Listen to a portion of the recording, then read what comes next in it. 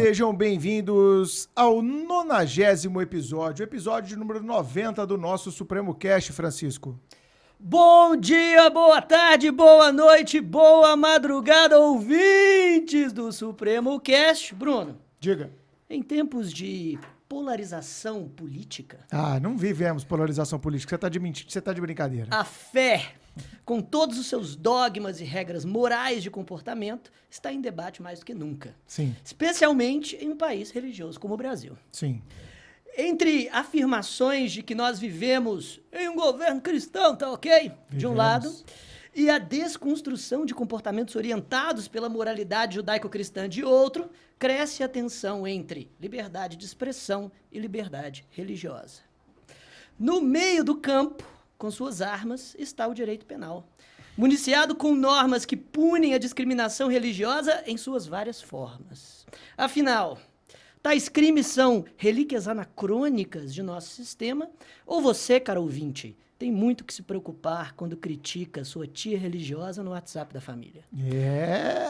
Para responder a essa e muitas outras perguntas sobre o tema, convidamos o especialista Lucas Miranda para o nosso episódio 90 do Supremo Cast. Muito bom, Chico. Seja bem-vindo, Lucas Miranda. Dê a sua saudação inicial para os ouvintes do Melhor da Podosfera. Olá, pessoal. Muito obrigado pelo convite. Queria agradecer ao professor Bruno pelo convite, ao meu querido amigo Chiquinho. É um prazer imenso estar aqui. Eu sou um entusiasta dos podcasts, adoro o Supremo Cast. Estar participando para mim vai ser uma honra. Bom demais. O Lucas Miranda é doutorando e mestre em Direito Penal pela UFMG, advogado criminalista em Belo Horizonte, autor de um livro sobre o tema, livro que eu comentarei mais tarde, e um dos colegas mais brilhantes que já tive no doutorado. Ele fez matéria isolada no doutorado da PUC, absolutamente brilhante. Eu estava basicamente louco para chamar ele para o Supremo Cast, já chamei para o segundo episódio, desde que nós voltamos.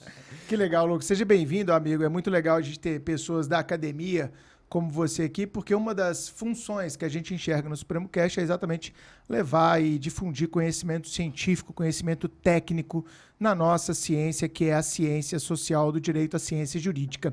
E esse tema, né, Chico, em tempos de eleições, que nós estamos agora oficialmente no período eleitoral, ele tem atraído, né, cara, muitas paixões. É lógico que nós vamos falar de liberdade religiosa dentro de um contexto de tutela ou não do direito penal, mas a gente precisa debater esse tema porque ele está na pauta da ordem do dia, porque parece que nós estamos retrocedendo no tempo, como o Chico colocou, exatamente, onde há uma luta, ou uma pseudo-luta, do bem contra o mal. O que é o bem, o que é o mal? Nietzsche já questionava isso, né, lá no século XIX. Enfim, Para Além do Bem e do Mal é um livro maravilhoso de Nietzsche, que eu recomendo a todos a leitura. Mas a gente está vivendo esses embates, e embates que estão colocando as principais religiões no Brasil como antagônicas. Uma religião A vota mais num candidato, a religião B vota mais no outro. Ou seja, a polarização política, eu estou enxergando isso muito claramente, até pelas pesquisas e pela orientação que a mídia, a grande mídia brasileira está dando.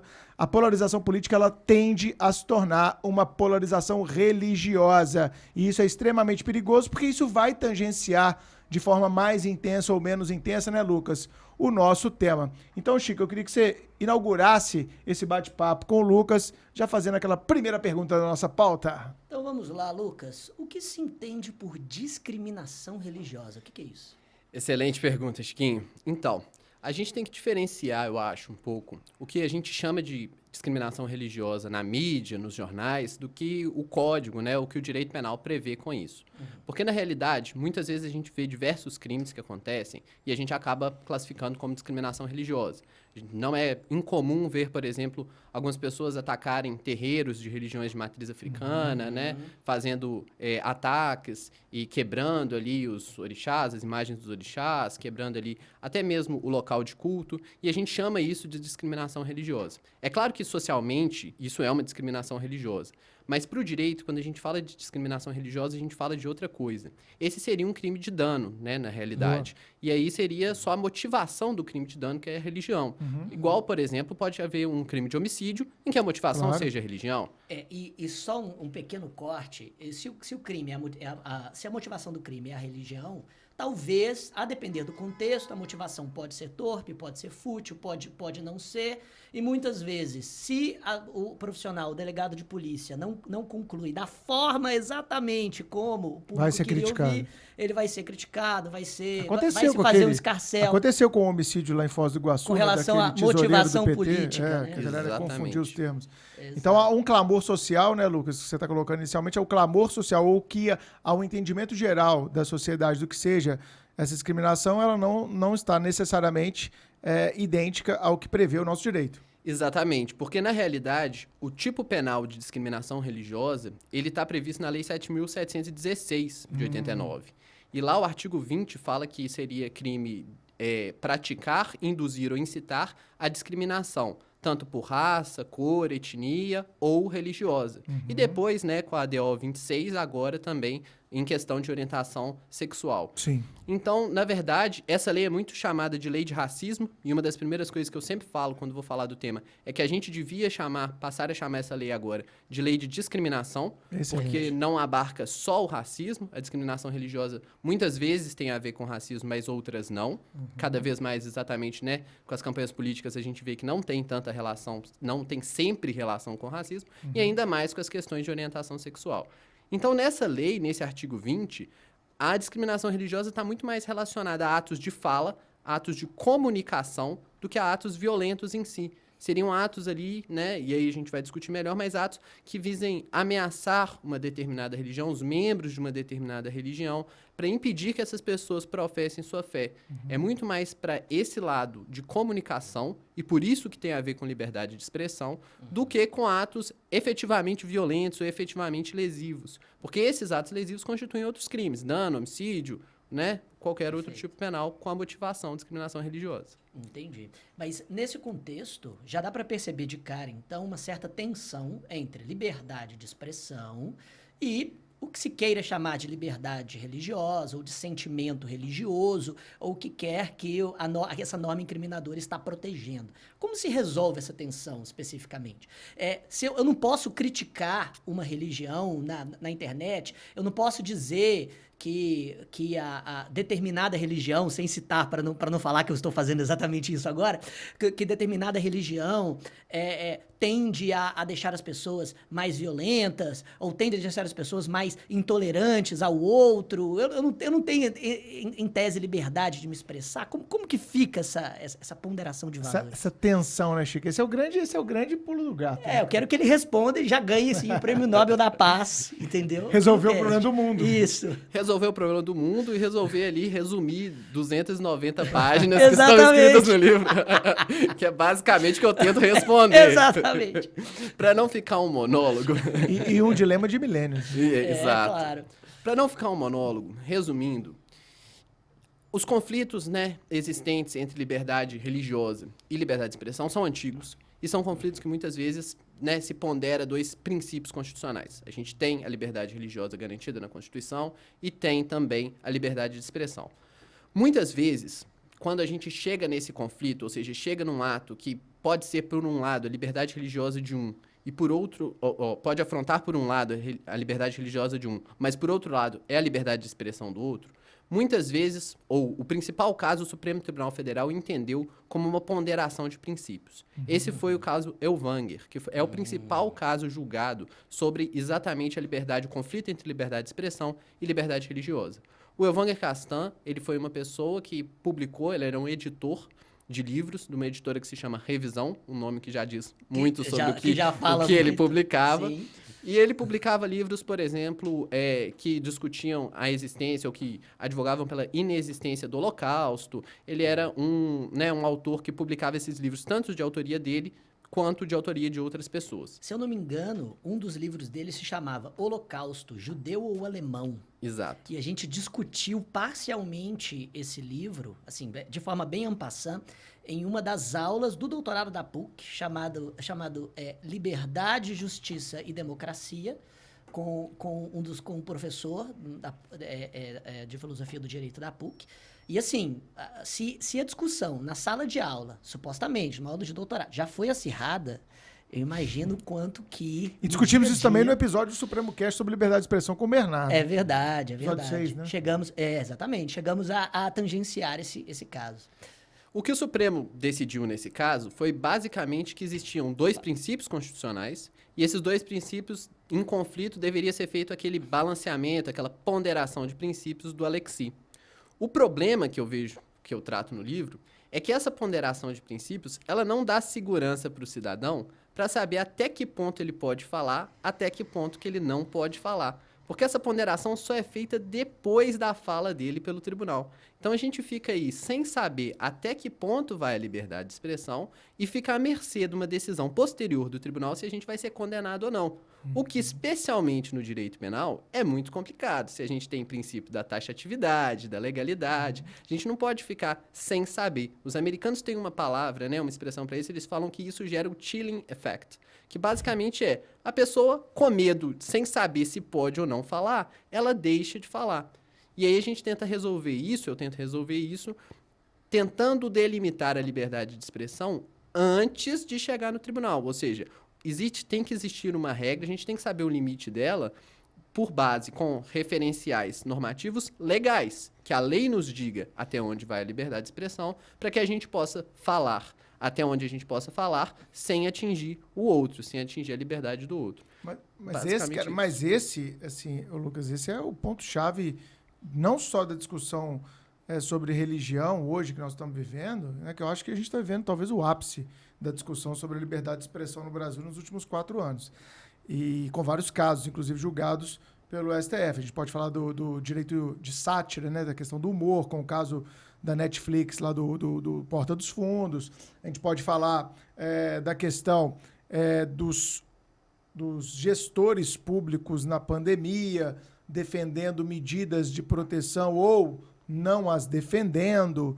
A gente pode falar da atuação das plataformas digitais fazendo o seu controle privado da liberdade de expressão. O caso mais paradigmático no mundo é o do Donald Trump, que teve sua conta encerrada pelo Twitter. Então nós estamos vivendo, cara, o ápice da liberdade de expressão. Eu acho que o nosso papo aqui sobre a questão religiosa, ela está dentro de uma panela muito mais ampla, né? Que inclui a questão de uma liberdade política, de uma liberdade econômica, de uma liberdade nos costumes, de uma liberdade no poder de se retratar fatos, que é uma questão da liberdade jornalística. Enfim, eu acho que como eu falei, no humor. Então nós estamos vivendo esse debate em várias searas. E a seara religiosa, ela é uma delas. Essa sua proposta, eu não sei se você recebeu esse tipo de crítica lá no momento do seu... e nem sei se é uma crítica, tá? Ele quer fazer uma segunda banca. Você não, na verdade é porque eu fiquei curioso, porque eu dou aula de direitos da personalidade, né? Então isso tangencia totalmente claro. a minha aula mesmo. E eu concordo. Para o direito civil e constitucional, a gente pode fazer uma análise a posteriori. Né? Para o direito penal, que é complicado a gente fazer essa análise a posteriori pelo tipo de sanção do direito penal, pela liberdade e todos os valores que o direito penal consagra. Mas você conseguiu criar paradigmas sólidos para fazer uma proposta dessa análise prévia? Eu fiquei super curioso, cara. Eu tentei. Não sei se eles são perfeitos, porque é difícil chegar, né, num paradigma muito bem delimitado. E dá para explicá-los assim? Dá para explicar. Basicamente, o que eu parto do pressuposto quando a gente começa a pesquisar liberdade de expressão, a gente vê que existem 2 conceitos principais de liberdade de expressão. Um conceito que vem especialmente da Europa, que vem de uma democracia militante, de uma democracia que entende que a tolerância não deve se estender aos intolerantes. É muito famoso, né, o paradoxo do Popper. Exato. Né? É muito famoso o paradoxo de que essa tolerância não deve se estender. E nesses conceitos, a liberdade de expressão, ela é restringida e ela é colocada, né, ela abre mão para todos os discursos que sejam intolerantes, que causem qualquer desconforto. Nos Estados Unidos, o paradigma é bem diferente. A gente vê, por exemplo, né, que os Estados Unidos tinham um paradigma do Bad Tennis Test, que era basicamente quando o discurso causava alguma desordem, algum risco para a ordem pública, e esse paradigma foi modificando até 1969, que houve o caso Brandenburg versus Ohio, que é o principal caso de liberdade de expressão, né, em que se definiu que o limite da liberdade de expressão está no clear and present danger, ou seja, no perigo que se cria com o discurso, e ele tem que ser um perigo iminente e real. E a partir desse paradigma, eu trago para o direito penal, porque ele se parece muito com algo que a gente já tem no direito penal, que é a teoria do bem jurídico.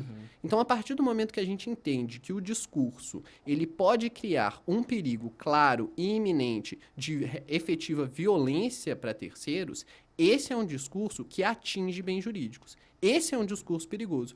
Já o discurso que, por exemplo, critique a religião, fale mal da religião, dos dogmas religiosos, ou até mesmo das entidades consideradas sagradas por uma religião, é um discurso que, apesar de poder ser, né, poder trazer um sentimento ruim para muitas pessoas, poder fazer com que algumas pessoas fiquem constrangidas, ele não é um discurso que de forma alguma limita a liberdade dessa pessoa de expressar a fé dela, a liberdade dessa pessoa de andar na rua. Então, esse discurso pode causar desconforto, mas esse desconforto não é suficiente para o direito penal. Essa tem sido a linha, inclusive, do STF, em vários julgados. Esse caso do Netflix, do Porta dos Fundos, foi exatamente o fundamento do voto do Toffoli, foi exatamente esse que você está colocando pra gente.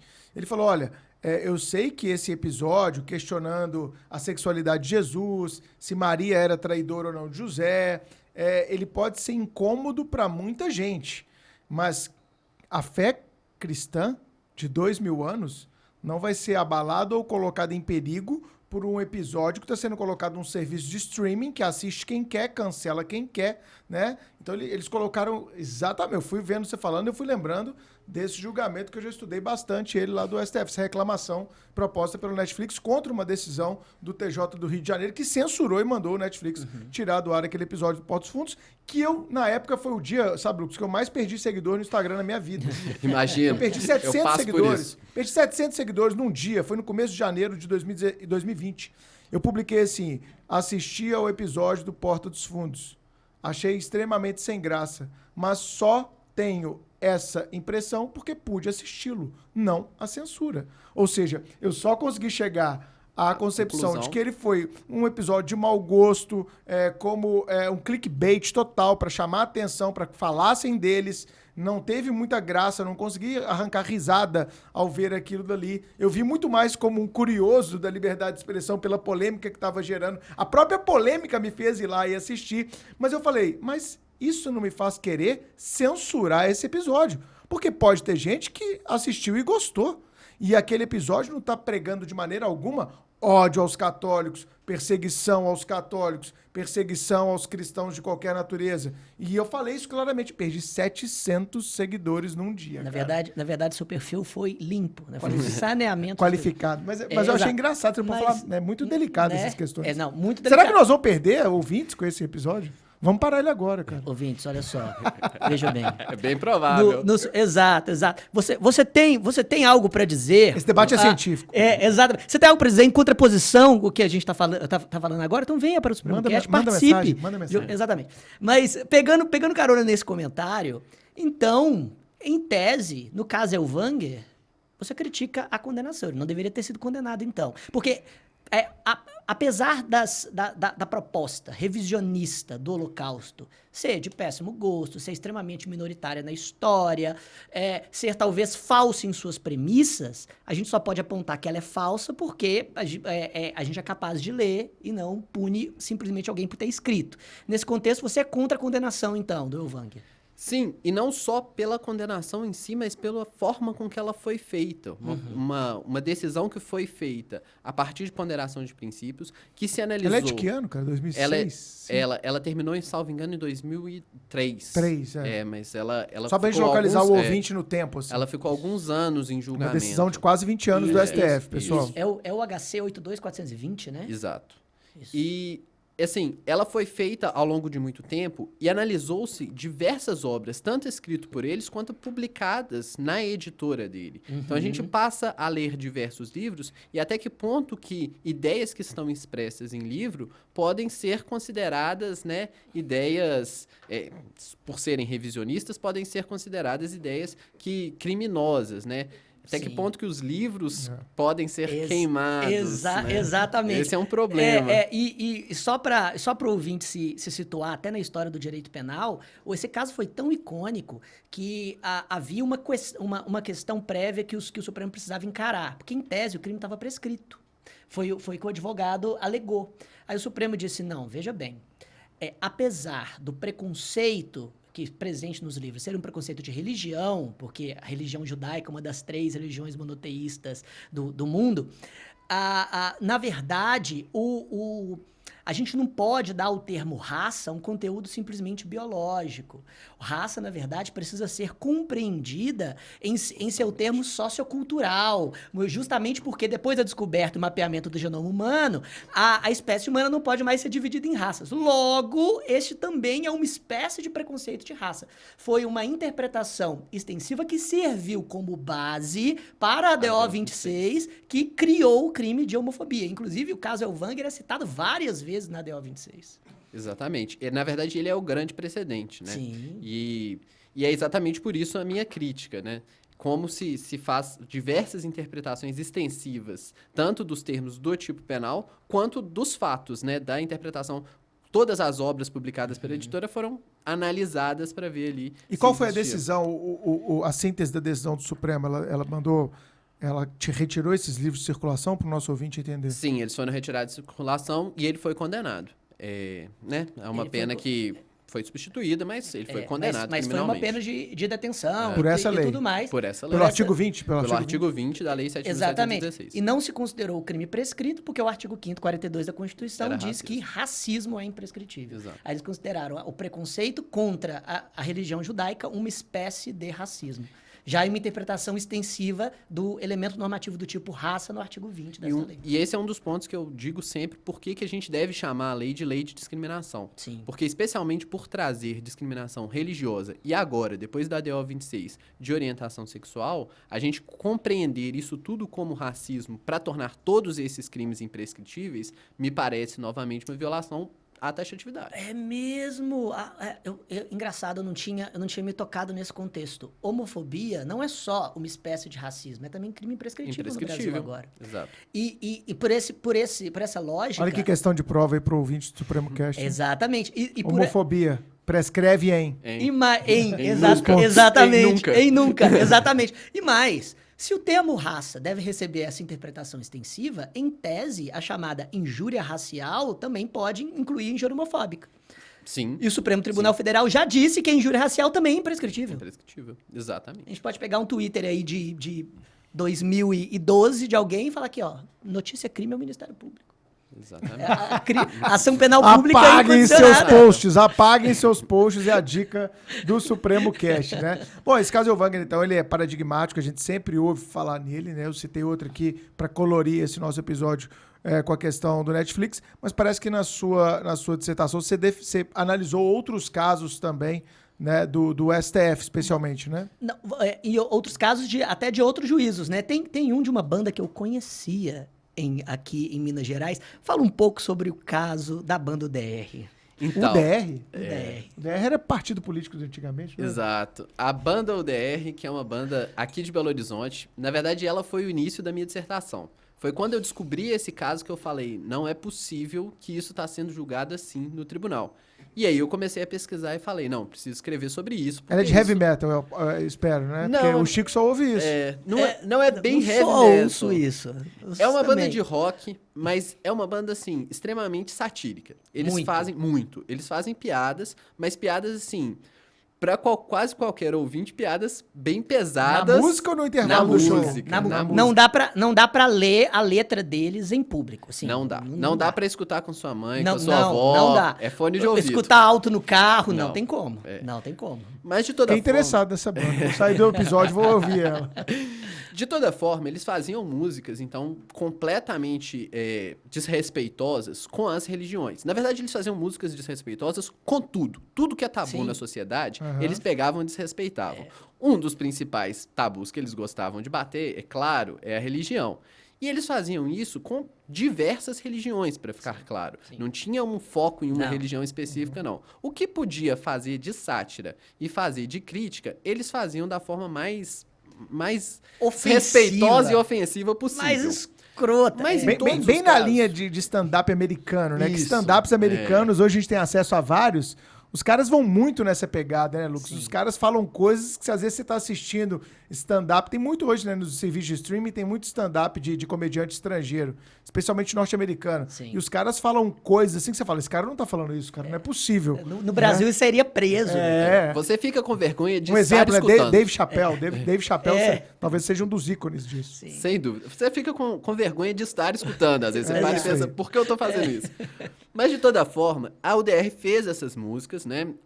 Bem ridicularizando diversas religiões, mas em todos os casos, ridicularizando e ofendendo somente dogmas, religiões em si, ou entidades consideradas sagradas, consideradas divindades por algumas dessas religiões. Então tinha música ali que falava sobre Jesus, sobre Maria, sobre o Alcorão, sobre a Bíblia, sobre, né, diversas dessas questões. Nunca sobre os religiosos ou sobre as pessoas em si.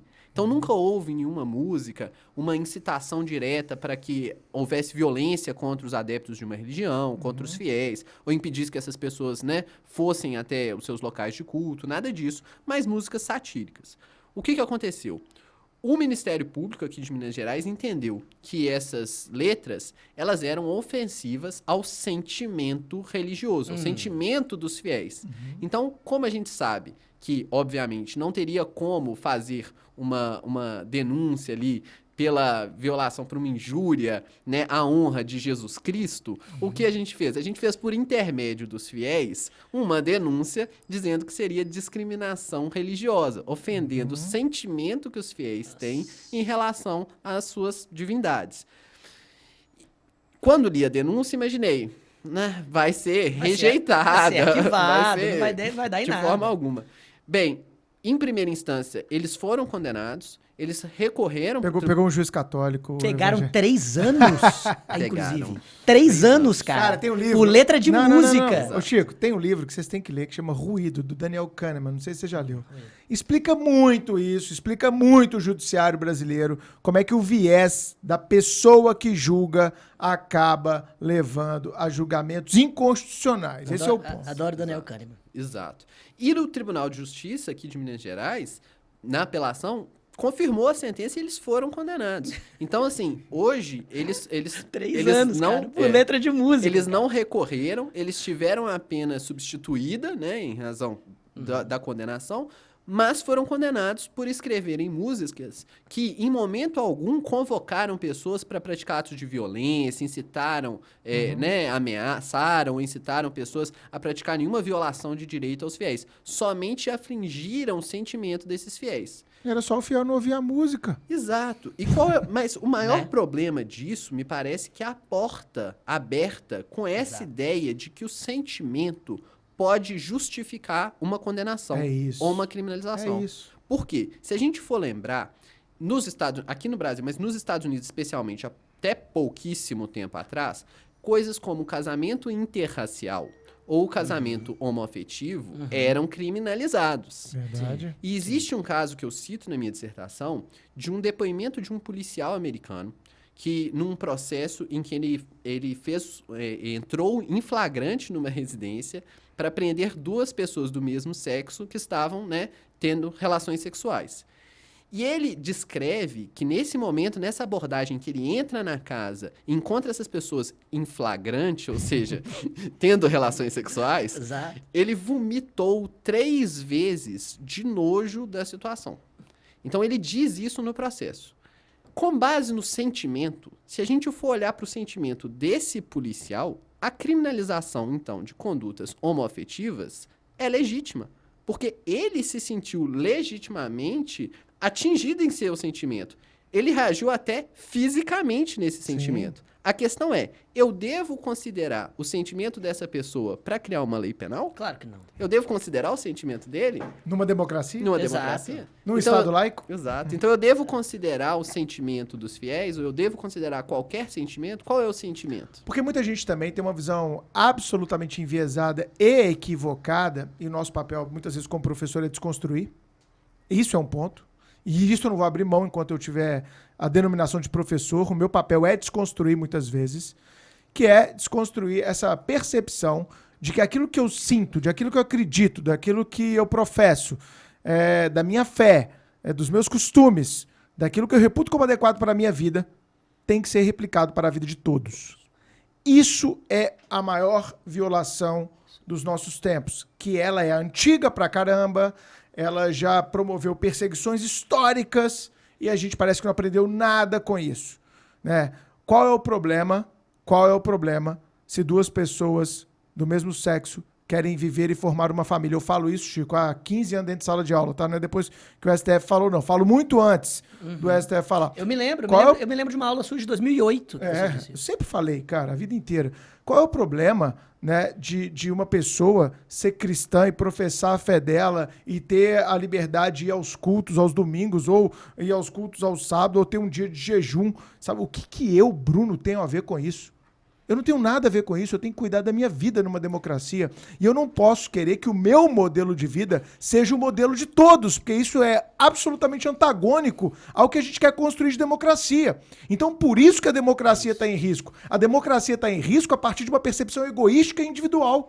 É por isso que a democracia está em risco. Não é por causa de populistas no poder apenas. É porque as pessoas querem que todos pensem igual. As pessoas querem intolerar os diferentes. As pessoas querem que a visão de mundo dela seja a visão de mundo de todos. E, meu amigo, se você quer isso, vai para um país onde todo mundo é obrigado a pensar igual, porque o Estado assim determina. Porque no Brasil não é o que a nossa Constituição determina. Então, abra os seus olhos para o direito, abra os seus olhos para a diversidade, abra os seus olhos para a pluralidade democrática, porque você vive numa democracia. É isso aí.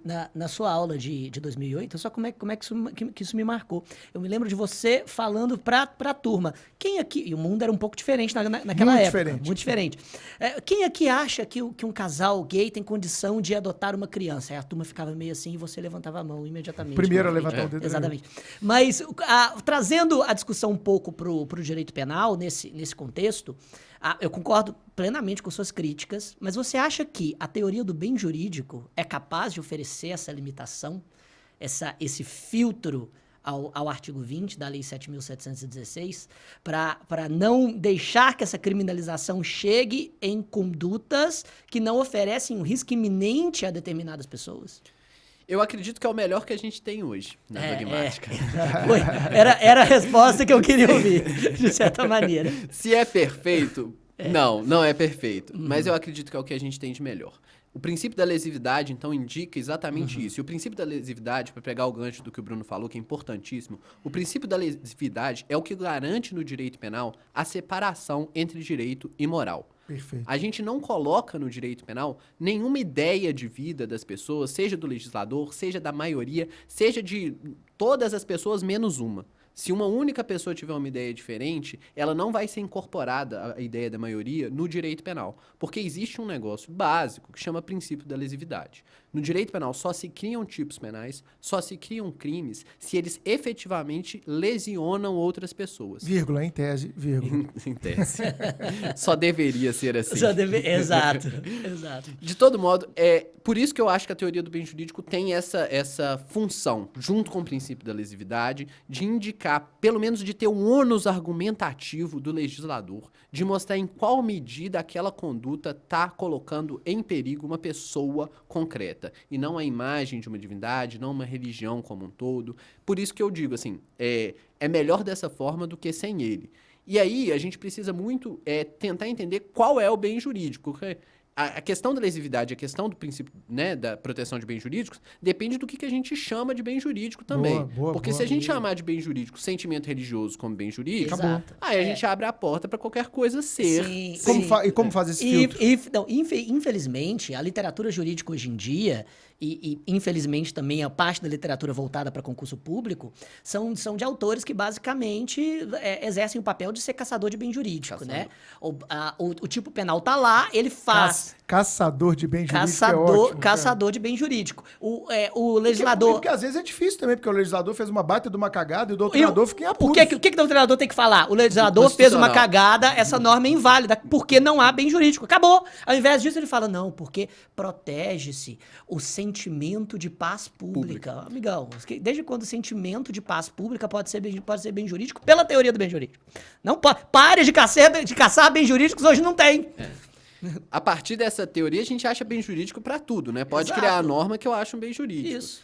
Nos crimes, especialmente nos crimes, né? Rapidinho, Luco. Teoria do bem jurídico que foi cobrada na prova de delegado Rio de Janeiro. Exatamente. Só pra galera entender que isso cai em concurso. Sim, e cobrada com muita técnica por Bruno de Laberti, que entende muito bem da teoria. E voltando na questão do bem jurídico do crime, das questões de discriminação religiosa, o que eu tento dizer é que a gente só pode considerar bens jurídicos realmente individuais, que tenham relação com pessoas individuais. Por isso que a gente tira esses bens jurídicos, né? Igual o Chiquinho já, né, fez a crítica. Paz pública, ordem pública, pelo menos que tenha algum tipo de relação. Pode ser indireta? Pode, claro. Nem sempre. Podem ser supra-individuais no sentido de que atinge mais de uma pessoa. Mas eles têm que ter alguma vinculação com o indivíduo, né? E por isso que, especialmente nos crimes de discriminação religiosa, o que eu entendo é que a gente tem que perceber como o bem jurídico desse tipo penal não é o sentimento, não é a ordem pública, a paz pública, e nem mesmo a igualdade, que muitas vezes é colocado como bem jurídico, porque a igualdade é de difícil delimitação e abre espaço para uma valoração muito grande, uma valoração moral. Subjetiva. Por isso que eu digo que, pelo menos defendo na dissertação, que o bem jurídico desse delito seria a liberdade individual. Então, as condutas que afrontam que são discriminação religiosa, eles afrontam a liberdade da pessoa de poder exercer sua religião sem estorvo, da maneira que ela quiser, no horário que ela quiser. Já outras condutas, por exemplo, condutas que ameacem pessoas, uma pessoa que poste na internet, que em determinado dia vai ter um culto em algum local, e que ele poste uma ameaça, que vai ter uma bomba naquele local, ou que quem comparecer lá vai sofrer um ato de violência, essa pessoa ameaça, né, ou diminui a liberdade das outras pessoas de comparecerem naquele culto. Você não vai num culto em que há ameaças de que as pessoas... Pensar na relação trabalhista, às vezes um patrão que tem atos de preconceito reais contra determinados empregados, a gente vê sempre julgados na justiça trabalhista nesse sentido. Exatamente, que impedem as pessoas de frequentar determinados locais ou de usarem determinadas vestes em, né, determinados locais. Tudo isso afronta efetivamente a liberdade do cidadão de poder exercer ali sua liberdade religiosa. Por outro lado, essas condutas críticas, condutas que falem mal dos dogmas, condutas que façam piada, condutas que, né, por mais ofensivas, por mais que as pessoas não gostem de assistir, é isso que o Bruno falou muito bem. Troca de canal, desliga a televisão, apaga o rádio. Eu falo até mais, cara. Faça um boicote para que as pessoas parem de assinar aquele serviço. Legítimo, isso é legítimo numa democracia. Exato. Vamos fazer uma passeata na praça pública contra a Netflix com cartazes e vamos angariar e vamos mostrar para a Netflix que quando ela faz esse tipo de episódio, ela tem consequências financeiras. Então, porque 100 mil pessoas vão cancelar a assinatura. Isso é democrático. Isso é maravilhoso. Isso é construção de democracia, isso é maturidade democrática, cara. Agora, pedir para o judiciário para censurar porque eu não gostei, para lá, meu irmão, vai estudar, para com isso. Exatamente. Há mais dois casos que você menciona na sua dissertação. O caso Von Held, né, que foi o caso da Santa, não foi? Esse é um dos mais famosos. Eu era moleque, eu lembro. Esse é um dos mais famosos. Acho que todo mundo que vive no Brasil, pelo menos todo mundo que fez direito, já escutou esse caso alguma vez na vida, né? Já. Esse era um bispo de uma igreja e ele resolveu fazer uma manifestação num programa que ele tinha, um programa religioso na televisão. Ele estava fazendo uma crítica ao feriado, né? Ao feriado dedicado a Nossa Senhora Aparecida. 12 de outubro. 12 de outubro, feriado nacional. Nessa crítica, basicamente o que, né, na perspectiva dele, Deus não poderia se manifestar por meio de imagens. Então ele indica ali que aquela imagem não poderia ser sagrada, não poderia ser uma manifestação da divindade, e ele, para demonstrar isso, chuta a santa, empurra a santa e fala coisas como, Deus não se manifestaria nessa boneca, indica que ela seria feia, coisas assim, faz o que seria, se fosse contra uma pessoa, atos de injúria. Então, me parece claramente que são atos de injúria contra uma imagem considerada sagrada. E esse caso, obviamente, ganhou uma repercussão social gigantesca. Sim. Porque as pessoas que têm a fé, né, para com a Nossa Senhora Aparecida, ficaram ofendidas com aquela situação. E na época o catolicismo ainda era muito forte, majoritário no Brasil. Né? Mas acho que ainda hoje não seria muito bem recebido esse tipo de ação. E houve uma movimentação muito grande e ele foi denunciado.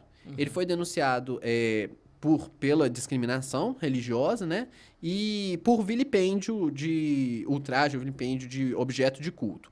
No caso, o crime de vilipendiar objeto de culto foi prescreveu com o tempo, né? Mas a discriminação não. E ele chegou a ser condenado também por discriminação religiosa por fazer essa conduta que hoje a gente chamaria, né, de uma injúria contra uma santidade, contra uma entidade, uma divindade, enfim, contra alguém que não tem personalidade, né? E esse é o grande ponto, não é uma pessoa. E aí essa é a grande crítica que se faz a esse caso. Apesar de todo esse afã popular, não tem como a gente reconhecer direito à honra de entes sagrados, de entes considerados sagrados. Essas Jesus, Maria e Ogum não têm direito à honra. E você acredita que esse tipo de ato também, Lucas, ele não violaria esse bem jurídico que seria a liberdade individual de um fiel? De forma Por exemplo, se alguma. eu demonstrar que eu sou realmente um fiel, vou à Aparecida do Norte, vou ao santuário, e sou um grande fiel mesmo da santa, mesmo eu demonstrando isso, você acha que não dá para capitular na 7716, né? Isso. Bem, eu não posso, Bruno, ir na sua casa e pegar a sua santa e fazer isso. Eu não posso quebrar a sua santa. Aí é crime contra o patrimônio. Pô. Não, até mesmo é discriminação religiosa. Sim. Eu não posso, vilipêndio de objeto de culto. Eu não posso ir em Aparecida do Norte e quebrar uma santa, fazer nada disso. Agora, se a santa é dele, ele não está cometendo crime nenhum, ele não está impedindo com que as outras pessoas possam simplesmente ir em Aparecida do Norte e professar a fé delas. Por mais deplorável que seja o ato. Claro. A concepção do Lucas é bem americana, né, Chico? Bem Ela americana, é bem sim. mais dilatada. Por pior E é que super seja, interessante, cara. por pior que a gente possa achar moralmente sobre a Sim. questão, e é claro que vão ter, né, condutas que eu acho moralmente inadmissíveis, a pessoa continua podendo ir na igreja no horário que ela quiser, continua podendo, né, exercer a fé dela da forma que ela quiser. Então, assim, essas condutas, por mais ofensivas, por mais que toquem, às vezes, o nosso sentimento, pro direito penal, eu acho muito difícil de criminalizar. Eu tô fazendo papel de ouvinte aqui agora, Chico, porque a gente faz esse papel também, tá, Lucas? Claro.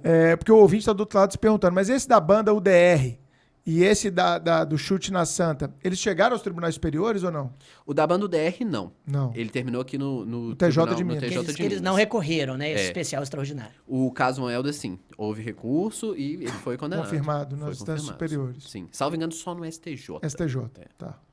E tem mais algum outro caso que você analisou? Porque a gente já falou aqui do Elvanger, da banda UDR, e estudar, né, gente, num podcast por casos. Você que tá aí no carro, nos ouvindo, você que tá fantástico. treinando, correndo, dando aquela caminhada, arrumando a cozinha, né, Chico? Você faz muito isso, arruma a cozinha lá que a Carol te manda ouvindo o podcast. Eu sei que você faz isso, você já me confessou na bastante. estrada, E muito aluno faz sim, isso também, sim, né? sim. Na estrada é um excelente, eu Na sempre estrada. vou pra estrada, eu baixo podcast. Na academia, e tem muito horário. Então, tem muito horário. ele tá se perguntando lá do outro lado, né? Porque estudar por casos é muito legal, porque a gente grava. A gente grava a ideia do nosso convidado, o contraponto que o nosso convidado está fazendo, inclusive as decisões de tribunais superiores nossos. Mas teve algum outro caso pra gente falar aqui, Chico? Você lembra de mais algum? Caso Canção Nova. Canção Nova. Teve. E esse foi o caso que, na verdade, mudou a jurisprudência. Esse foi um caso definido pelo STF, decidido pelo STF. Ele é um caso mais recente. E talvez por uma crítica social é até interessante de ver que as decisões às vezes mudam quando a religião majoritária que comete, né, o ato. Exato. Mas basicamente... A gente precisa falar sobre isso. cara. Claro. A gente precisa falar sobre isso, porque é raro, né? É raro, assim, uma religião que é minoritária cometer atos contra uma majoritária. Mas é muito comum a gente ver religiões, ou venhamos e convenhamos, religião, não, né? Pessoas que professam determinada religião cometendo atos, como você mesmo colocou aqui, contra religiões que são minoritárias, né? E que tem também um viés até de um racismo aí junto e etc. Sim, sem dúvida. Nesse caso, quem cometeu o ato aí já foi a religião católica. Sim. Né? Autor. Então, o autor, ou pelo menos um adepto ali da religião católica, que é um fundador da Canção Nova. É um canal de TV? É um canal de televisão, um canal Sim. religioso, né? Sim. Que passa, né, essa TV aberta, programação, né? TV aberta. essa programação de missas e de outros Sim. programas religiosos. Ele tem uma obra também, né? Um livro, e que nesse livro ele prega que os adeptos de religião de matrizes africanas e os adeptos do espiritismo estariam, na realidade, cultuando o demônio. De acordo com a religião dele, não haveria mais de uma manifestação de Deus. Então, quando uma pessoa conversa com espíritos, por exemplo, ou quando ela adora vários deuses, o que ela está fazendo seria a adoração de demônios. Uhum. A questão que ele coloca muitas vezes é que essas pessoas poderiam estar fazendo isso de uma forma sem saber bem o que elas estão fazendo, que elas estariam sendo enganadas pelo demônio, estariam fazendo culto ao demônio de forma enganada. E que nosso papel como católicos seria ir lá e levar à luz, demonstrar para elas o engano que elas estariam correndo. Ou seja, além de equivocadas, elas são idiotas, né? Tipo Exato. isso. E teríamos Ingênuas. que catequizar essas pessoas. É a ideia, né, disposta no livro. Sim. E esse livro foi também considerado aí discriminação, pelo menos pelo Ministério Público, foi considerado discriminação religiosa, exatamente por fazer essa vinculação das religiões de matriz africana, do espiritismo, com uma cultuação ao demônio. Esse caso chegou ao STF, a decisão mais interessante é a decisão do STF. Por quê? Nesse caso... De quando a decisão, você lembra? Não? Esse é de 2017, salvo engano. É bem recente. Nesse caso, foi o Fachin que deu a decisão. Uhum. Nesse caso, O civilista do STF.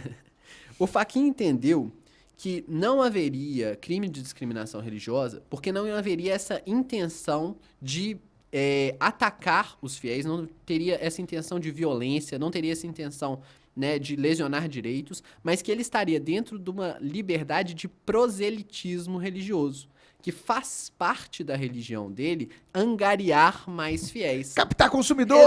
Basicamente. E só um ponto, né? É óbvio que o Fachin só chegou nessa conclusão porque ele conhece os dogmas da Igreja Católica.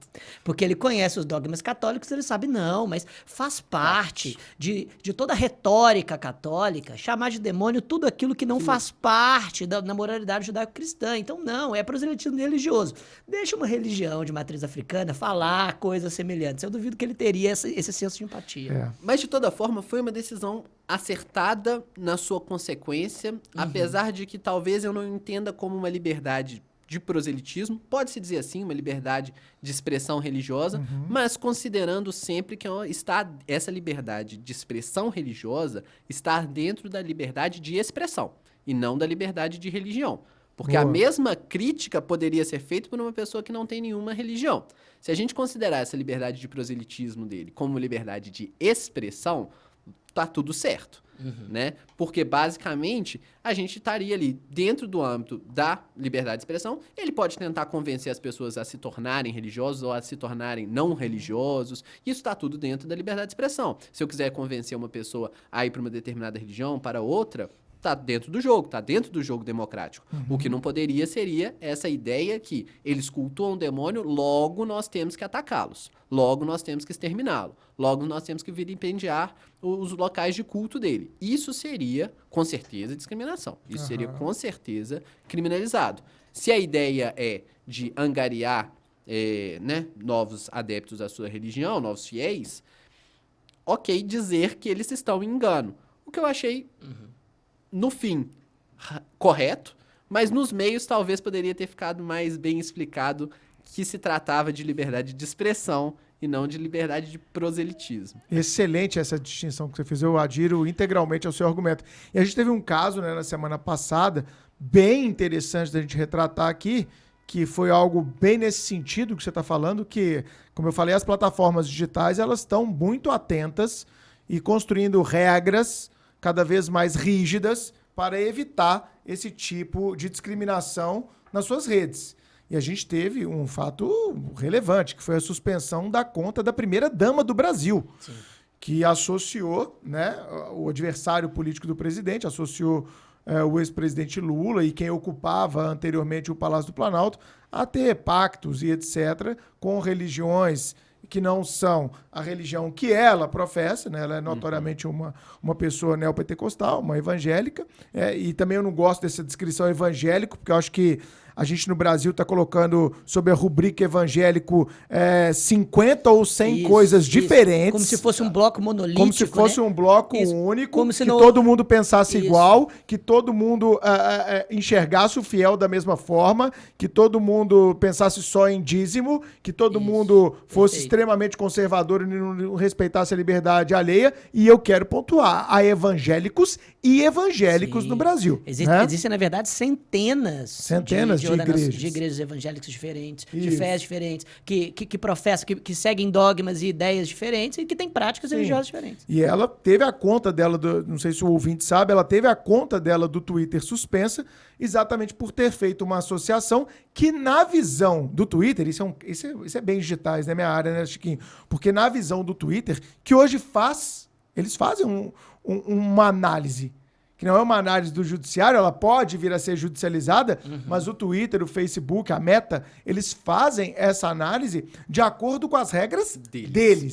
E tem muito caso que tá violando regra há muito tempo que não acontece nada. No YouTube é a mesma coisa, né? O Google exato. É a mesma coisa. Assim, longe de mim querer defender a primeira-dama, mas veja, muitas vezes essas empresas têm regras ocultas, pouco claras, punições que não são publicizadas, o tal do shadow ban, né? Sua conta não tem mais o mesmo alcance que tinha e eles não te avisam por quê. E algumas pessoas... Transparência algorítmica. Exatamente. Já falei sobre isso, inclusive, no doutorado, no contexto do direito penal. Isso é até bastante delicado. Mas, justamente, falta a essas empresas um certo controle externo, porque elas se tornaram, de certa maneira, a própria praça pública na qual o discurso agora é travado. O Twitter não pode, através de regras ocultas e que só eles conseguem interpretar e cuja tolerância é diferente para cada uma das pessoas, dizer quem eles vão punir, como e em segredo. Eles não podem fazer isso. Mas, ao mesmo tempo, ele tem o dever, Chico, de manter vamos colocar assim, entre muitas a sanidade, o livre discurso naquela praça pública digital. E eu acredito que, como empresa que ele pode sim, e eu vou chegar lá. Isso está na nova edição do Bens Digitais, tá? Muito bom. Meu livro. Depois compra aí, galera. Eu quero, mano. E eu falo exatamente isso. Eles devem ter o poder, vamos colocar em termos jurídicos, o direito potestativo de suspender uma conta, de dar um cartão amarelo ou, de como aconteceu com o Donald Trump, até dar um cartão vermelho. O que a gente pode discutir é a coerência e incoerência. Por que alguns se mantêm há anos e outros são banidos rapidamente? E aí entra uma coisa fantástica do direito civil chamada abuso do direito. Porque da mesma forma que ele tem o direito potestativo de suprimir, ele pode, de alguma maneira, ter um abuso do direito de deletar posts ou contas. E isso ensejaria o quê? Responsabilidade civil. Então, a primeira-dama, se estiver me ouvindo, um abraço, primeira-dama, você pode entrar através do seu advogado, tá? Não da AGU. Através do seu advogado particular, não use a AGU para esses fins, porque isso para mim é improbidade administrativa. Mas você pode usar o seu advogado para que fins? Para tentar a retomada do perfil. A reativação do perfil através de uma tutela cominatória, onde o Twitter seja obrigado a reativar o perfil a partir de um exercício legítimo, onde o judiciário vai analisar a legitimidade ou não do discurso que foi feito, onde o judiciário, como palavra final, vai dizer se houve ou não intolerância, se houve ou não discriminação. Então, ela, se quiser agir, o pode fazer. E acredito que deva fazer. Né? E eu acredito que eu devo fazer como muitos já fizeram que tiveram contas suspensas. Perfeito. Quero ouvir o Miranda sobre isso, mas só 2 rápidos adendos. Número 1, as regras precisam ser absolutamente claras. Elas existem. Aplicadas. Pois é. As regras são claras, a interpretação que nem sempre é clara, Chico. Aí, pô. Mas então tem que ter duplo grau. Tem que ter algum tipo de controle dos erros. E mais. Mas tem, você pode recorrer para a própria precisa ser. plataforma. Pô, justamente. Mas tá. pode. Mas Eles podem não ter um processo. Chico, isso, eles podem não ter um processo adequado. Justo processo legal do Twitter. Mas nós estamos falando aqui de quê? Nós estamos falando de eficácia horizontal de direitos fundamentais. Perfeito. E eu É isso que discordo. nós estamos falando. Perfeito. Mas eu discordo de uma das premissas de que, o Twitter pelo menos quer manter um pouco a praça pública. Não, todas essas empresas querem manter a lucratividade no final do mês. Sim. E justamente por isso eles vão banir de forma muito seletiva quem vai prejudicá-los economicamente. Chico, eu vou muito além, cara. Eu vou muito além. O quanto que eles banindo essas contas, eles não estão atraindo a atenção de toda a mídia mundial, cara. Então, o buraco é muito mais embaixo. Mas em termos jurídicos, acho que o debate está posto. Acho que sim. Eu queria ouvir um pouco, Miranda, sobre todo esse contexto. Não, eu concordo plenamente com o que o Bruno falou. E eu acho que, de certa forma, existe ainda a questão da liberdade de expressão do Twitter como empresa, do que ele quer vincular ou não. O negócio é dele, excelente velho. edição. Esse não gosta, apaga sua conta e sai daqui, irmão. Esse é o grande problema, por exemplo, livre iniciativa. Que aconteceu com o Monark, por exemplo. Boa, do YouTube. Ele falou... Vamos lá, o que o Monark... Eu tô mudando um pouco o assunto, mas eu acho que tem a ver. Ainda é nesse contexto. O que o Monark fala, e esse é um assunto bem delicado, então vamos falar com bastante calma. Exato. Pro Supremo Cast não ser banido também, né? O que o Monark fala, pelo menos no meu entendimento, é que ele defende a existência de um partido nazista. Um abraço pessoal do Flow aí, o segundo maior podcast depois do Supremo Cast. Segundo maior da podosfera. Hoje, pelo artigo 20, que a gente está falando aqui nesse podcast, parágrafo 1º, a existência do partido nazista é criminalizada, beleza? Então, é crime utilizar qualquer símbolo nazista, ter qualquer agremiação nazista, isso é criminalizado, está no mesmo artigo aqui que a gente está falando de discriminação, então tem tudo a ver. O Monark disse, pelo que eu entendo, que deveria haver a descriminalização, ou seja, que deveria poder existir esse partido. E a partir disso, primeiro, várias pessoas entraram em conflito quanto a essa ideia. Primeiro, a gente pode discordar ou concordar com o que ele está falando. Deve existir um partido nazista? Eu, particularmente, acredito que não. Do jeito que dá, é muito melhor. Eu também não acho que tem nenhuma vantagem democrática na existência de um partido nazista nesse país. Exatamente. Zero. Exato. Beleza. Agora a gente vai para a questão 2. Ele falar isso, é crime? Eu acredito que quando ele defende a existência desse partido, o que ele faz é defender a descriminalização de uma norma penal. Sim. Vamos trazer para uma outra coisa que a gente defende, ou que muitas pessoas defendem muito.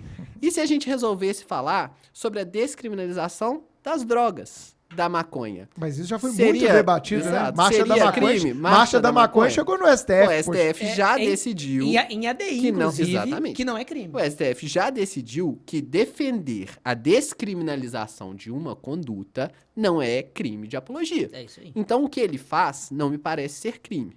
Então, ele está ali dentro, a mim me parece, da liberdade de expressão dele. Do ponto de vista jurídico. Do ponto de vista jurídico. Por outro lado, as marcas que patrocinam aquele podcast podem discordar do que ele está dizendo e retirar o patrocínio? Claro. Sem dúvida. Excelente. Sem dúvida. Ouvintes podem parar de subscrever o canal? Sem dúvida. Ou parar de segui-lo? As marcas também têm liberdade de expressão. E isso hoje é muito colocado nos Estados Unidos. Né? Já é muito consolidado nos Estados Unidos que as próprias empresas têm a sua liberdade de expressão. Elas vinculam discursos em propaganda e vinculam a imagem a atletas, as pessoas expostas. Hoje eu já vi um podcast outro dia que eles estavam falando do perigo de você associar marcas a pessoas que não são sedimentadas, inclusive analisando o caso do Monark, que é um cara que do nada, de repente, pum, explode no Brasil, todo mundo começa a falar do cara, 2 anos atrás o cara não era ninguém, você não sabe qual que é o background daquele cara, você não sabe direito o que ele pensa, e daqui a pouco você tá enfiando milhões de reais no programa daquele cara. Então, Bruno, é complicado. É por isso que algumas marcas espertas estão criando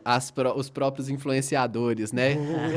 Exato, porque eles não têm problemas. Exatamente, eles não têm problemas de que o influenciador dele saia e fale alguma coisa. A partir do momento que o seu próprio influenciador é só uma bonequinha digital, você tem um controle completo do que ela fala. E a questão do Monark, já que a gente tocou nela, e tem tudo a ver com o tema do cast de hoje, ela está muito ligada também, na minha visão, àquela cultura do cancelamento. Claro. A internet está louca para cancelar, seja lá quem for.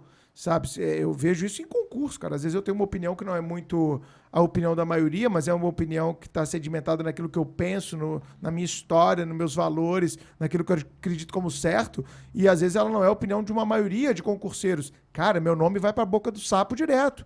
Eu fico assim, perplexo às vezes, dou gargalhada às vezes. Mas assim, é o momento que a gente vive. As pessoas estão a fim de cancelar as outras. E elas têm hoje uma ferramenta muito forte que um Zé Ninguém pode ir lá e cancelar um cara que tem uma carreira, às vezes, artística de 50 anos. E um Zé Ninguém vai lá na internet e lidera um movimento para cancelar aquele cara. Isso a gente tem que fazer um cast só sobre cultura do cancelamento. Eu também acho. E as pessoas têm pouquíssima boa vontade de interpretação na internet. Não há contraditório. Não há Isso, contraditório. Exatamente. Porque cai também todo em um virtuosismo moral de demonstrar que você também está cancelando e que você também faz parte daquela energia que supostamente está do lado do bem. Né? E faz parte também daquilo que a gente está discutindo. Democracia intolerante. Né? Exatamente. Eu ouvi Você é democrático episódio. desde que você concorde com o que eu falo. Exatamente. E isso a gente tem muito, sabe aonde? Na esquerda. Na esquerda brasileira a gente tem muito isso. Sim. A esquerda prega muita democracia, mas a esquerda brasileira a gente tem que fazer esse contraponto. Ela quer, muitas vezes, que você pense identicamente a ela, senão você é um autoritário. Já falamos, inclusive, no doutorado, e eu usei palavras semelhantes. Eu digo, olha, discursos, lei e ordem da direita não são tão punitivistas hoje quanto um típico progressista. Sim. Perfeito. Não são. O típico progressista é muito mais punitivista, fala muito mais de impunidade, pede muito mais cancelamento através das armas do Estado do que a própria direita. Mas tem muita gente boa também, seja na direita, seja na esquerda, seja qual for o espectro ideológico, Chico, que tá batalhando pra gente diminuir essa ideia de cancelamento. Porque as coisas são roda gigante, cara. Elas vêm e vão, e acho que daqui a uns anos, ou poucos anos, que a coisa tá mudando tão rápido, a gente já vai rever melhor e vai dar a oportunidade de contar a história a partir de casos em que pessoas tiveram a honra completamente jogada na lata do lixo, quando a história não era bem assim. Né? A gente tem vários casos hoje sendo debatidos. Exatamente, mesmo porque o cancelamento é como um sopro, né? Se a chama é grande, ela vai simplesmente se espalhar. Olha, o Monark foi pro Rubble com um contrato milionário e está basicamente fazendo com que essa plataforma cresça no Brasil. Então, para ele, acabou não sendo tão não há tempestade que não passe, né, Chico? Exato, mas se a chama dele fosse pequena, ele seria simplesmente apagado e acabou. É igual a censura, né? Quanto mais censura, mais vontade a pessoa tem de ler o livro. Não tem nada que me faz mais querer ler um livro do que dizer que ele foi censurado. Olha o episódio que eu te falei do Netflix. Eu fui assistir, porque agora censura. Deixa eu assistir aqui. Deixa eu ver. Exato. Mas isso mostra, cara, isso é uma parada de marketing, que é uma coisa que eu estudo um pouco. Leio, escuto e tal. Que hoje a gente vive um grande mercado de atenção. Hoje o que importa é chamar a atenção. Então, quando a gente fala do TikTok na vida privada, né? Você vai para entrevista de emprego, qual é o seu TikTok? Qual dancinha você consegue fazer, né? Chico, assim, é porque você apresentando um conteúdo de uma maneira não usual, não clássica, ela é disruptiva e chama a atenção. E eu li um livro que chama O Mercado da Atenção, de um autor americano que chama Tim Wu. Lê, Lu, que você vai gostar pra caramba. E ele mostra que isso começou, cara, lá no início do século passado com a grande mídia. Eles faziam de tudo. As headlines, né? As capas de jornal, muitas vezes não eram nada daquilo. E quantas vezes a gente vê hoje uma chamada num Reels do Instagram, uma chamada num artigo de internet, que na hora que você clica não é nada daquilo, né? Clickbait. É clickbait total. Clickbait, para quem não entende, é o caça-cliques. Né? Eu quero só clicar para dar tráfego na minha página para os anunciantes mostrarem, para eu mostrar para os anunciantes, minha página teve 1 milhão de acessos, né? E tem muita gente que ainda trabalha com essa ideia. Não que fazer uma headline chamativa seja ruim. Às vezes ela é um instrumento válido de marketing, vírgula, desde que o conteúdo esteja estritamente conectado com aquela sua headline, né? Exato. Enfim, a gente vive isso o tempo todo, viu, velho? Não, exatamente. Exato. Então, a última pergunta, então, para a gente caminhar para o fim deste cast sensacional. Você acha, então, que o artigo 20 da Lei 7.716 é norma válida, mas apenas em um contexto, uma interpretação bem restrita e limitada? À luz da teoria do bem À luz da teoria do bem jurídico, é isso? Exatamente. Eu acho que, especialmente, ela é uma norma escrita de uma forma muito ampla. e que se a gente quiser manter, né, com base num direito que tenha taxatividade, que tenha lesividade, a gente tem que fazer uma interpretação bem restritiva desse tipo penal. Uma das coisas que eu não comentei, mas, por exemplo, o tipo penal fala sobre preconceito, que é exatamente algo que nunca poderia ser criminalizado, porque preconceito é um sentimento interno. Sim. Fim. Então não tem como eu criminalizar um preconceito que é o que a pessoa sente. Se ela não age, quando ela age a partir do preconceito, ela tem a discriminação, que é o que a gente está falando aqui. Exato. Mas a norma penal fala, inclusive, em incitar, praticar preconceito. Não tem como praticar exato. preconceito se o preconceito é interno. Esse preconceito é interno. E como ele é interno, ele é indemonstrável. Exato. Você só pode demonstrar o ato, jamais assim, que ele foi movido por preconceito. Exato. Então, qual que é o direito penal de autor nessa situação, né? Do ato ou direito penal de autor? Então, assim, eu acho que a interpretação do artigo 20, ela tem que ser feita de uma forma bem restrita. Ela deveria, como é feito em diversos outros países, esse é outro problema que eu abordo muito, como é feito em diversos outros países, deveria existir um artigo referente à discriminação religiosa, diferente de um artigo referente à discriminação racial, diferente do artigo referente à discriminação por orientação sexual, porque são três tipos distintos que têm referenciais distintos. A cor da pele é algo, né, natural, inato, que a pessoa nasce e não consegue mudar. Uma coisa completamente diferente é a religião, que é feita com base em dogmas sociais, construções morais, biográficas, que devem ter uma possibilidade de serem questionadas de uma forma muito mais ampla do alteradas que a alteradas ao longo do tempo, e que devem ser questionadas porque elas são ideias. O liberalismo tem que ser refutado, tem que ser questionado a todo tempo. O comunismo tem que ser refutado, tem que ser questionado a todo tempo. Perfeito. Qualquer ideia, qualquer conjunto de ideias tem que ser questionado, refutado, até para que ele possa crescer, melhorar e para que, né, as pessoas possam viver num ambiente democrático. Então, da mesma forma que a gente critica comunismo, que a gente critica liberalismo, que a gente critica qualquer conjunto de ideias que a gente quiser, a gente tem que ter o mesmo direito aplicado às ideias religiosas. Sensacional, sensacional. Por isso que eu digo que é diferente, por exemplo, do racismo. Então, tipos penais diferentes fariam com que essa interpretação fosse mais clara. Perfeito, cara. Excelente. Adorei essa sugestão. E vamos agora para a Dica Suprema. O que você trouxe hoje, Chico? Conta pra gente aí na Dica Suprema. Vamos lá. Primeiramente, obviamente, vou indicar o livro do nosso convidado, O Delito de Discriminação Religiosa, Limites entre a Crítica Legítima à Religião e o Discurso Discriminatório. Quem tá em busca aí de um TCC, pessoal universitário que tá nos ouvindo. Você sabe que tem muito episódio do Supremo Cast que vira tema de debate em salas de aula pelo Brasil. Olha só. Tem professores que colocam o Supremo Cast dentro da sala de aula e depois abrem na aula seguinte o debate sobre o cast. Acho isso muito massa. Então, quem tá procurando aí, ó, tema para TCC, tema para pesquisa científica, para artigo, esse livro do Lucas é fantástico. Exatamente. E o Lucas escreve bem, mesmo você que não tá procurando um tema especificamente, é gostoso ler da forma como ele coloca. É um cara realmente muito inteligente que se expressa também de forma escrita, de forma muito agradável. Obrigado, bondade sua, Chico. Não, de verdade, escreve bem. Texto bom de ler. Texto bom. Quando ele vai comentar sobre os casos, parágrafos muito bem bom. construídos. Sim. Não, tamanho adequado. E ele coloca uma narrativa que, poxa, é raro você ver uma dissertação que você gosta de ler. Eu digo isso porque eu já li muitas na vida. E a minha última recomendaçãozinha vem um pouco no panorama do que a gente está falando. A minha esposa até falou para eu não fala sobre esse podcast, não, por favor, mas eu vou falar. É um podcast chamado Medo e Delírio em Brasília. Medo e Delírio em Brasília tem mantido a minha sanidade nos últimos meses. Sua insanidade a ou minha sua... sanidade. Sanidade, tem falou preservado. insanidade. Foi mais fácil. Tem preservado. É um podcast insano, mas que tem preservado a minha sanidade dentro da liberdade de expressão. Ouça Medo e Delírio em Brasília. É um podcast caótico. Muito bom, muito bom. Sabe qual é a premissa do cast? Só a premissa. A premissa do podcast é o podcast, gente, liberdade aqui, calma, tá? Tranquilo, não tô criticando ninguém, fique tranquilo. O podcast é o diário da presidência de Jair Bolsonaro. Literalmente. Dia 1146 da presidência de Jair Bolsonaro. Depois Cada episódio é um dia, não? Cada episódio são 2 ou 3 dias. E eles falam literalmente dia por dia. Pois bem, voltar. Essas são as minhas recomendações. Bruno, quais são as suas?